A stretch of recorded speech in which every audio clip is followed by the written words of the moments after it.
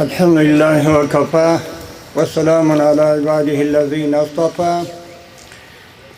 أما بعد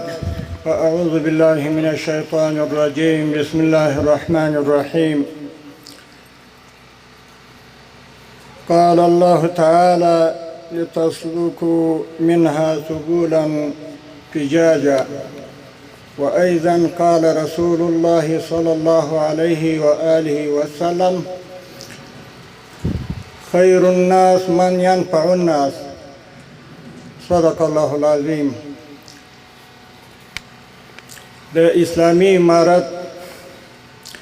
شاغلو مسؤولینو مجاهدینو قدرمنو مشرانو د رسنیو استازو او محترمو مېلمنو او ټولو موجوده حاضرینو ته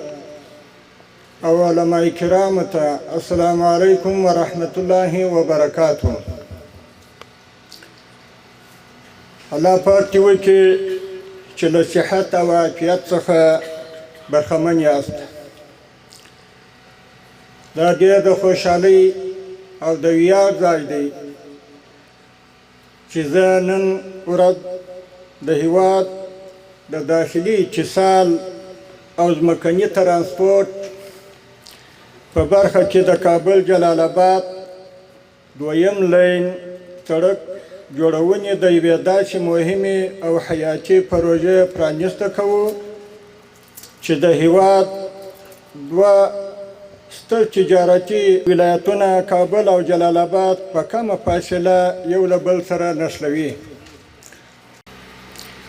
د کابل جلال آباد دوهم لین سړک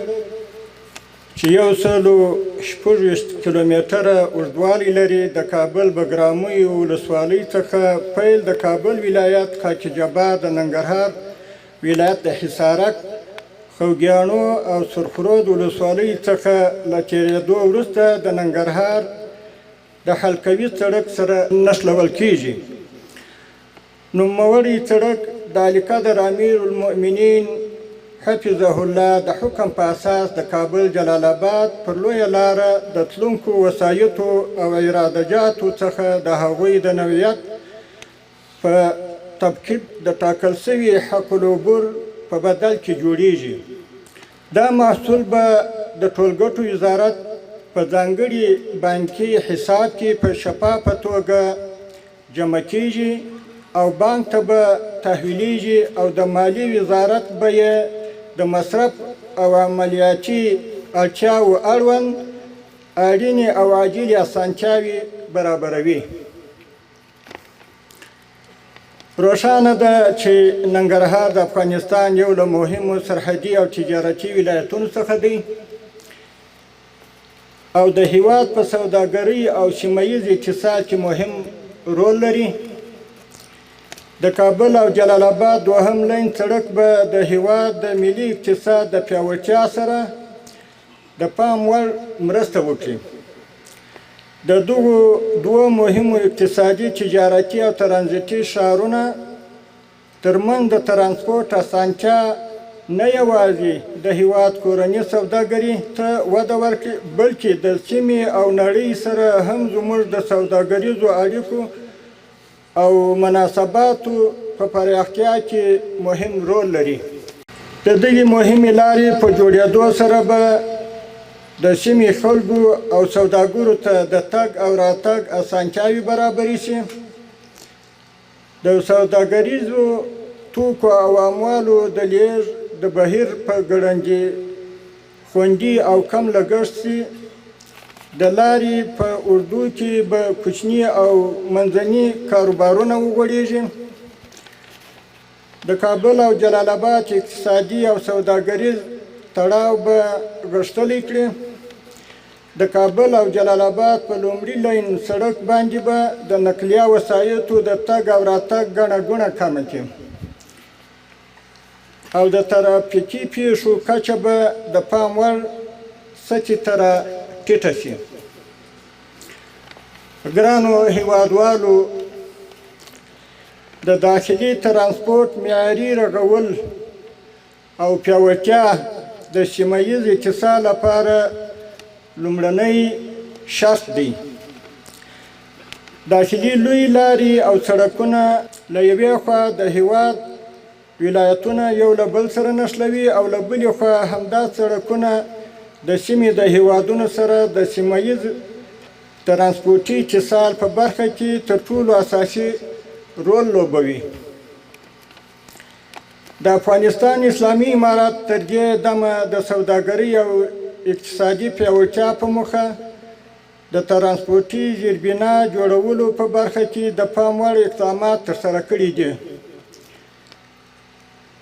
خو لا هم په دې برخه کې زیات کار ته اړتیا ده او د دا ډول بنسټیزو پروژو تطبیق د اسلامي امارت مسؤلیت دی. د سیمې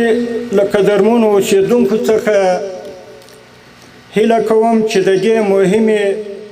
او بنیادي پروژې د تطبیق په برخه کې د اړوندو مسؤلینو سره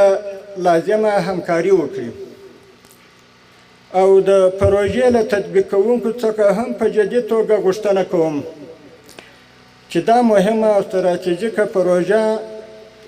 د ټولو منل شوي معیارونو په پام کې نیولو سره په باکیفیته توګه پلي کړي. خو الله پاک چې دغه کمیټې ته یا کوم شرکت چې د وزیر صاحب محترم سره پروتوکول لاسلیک کړی دی،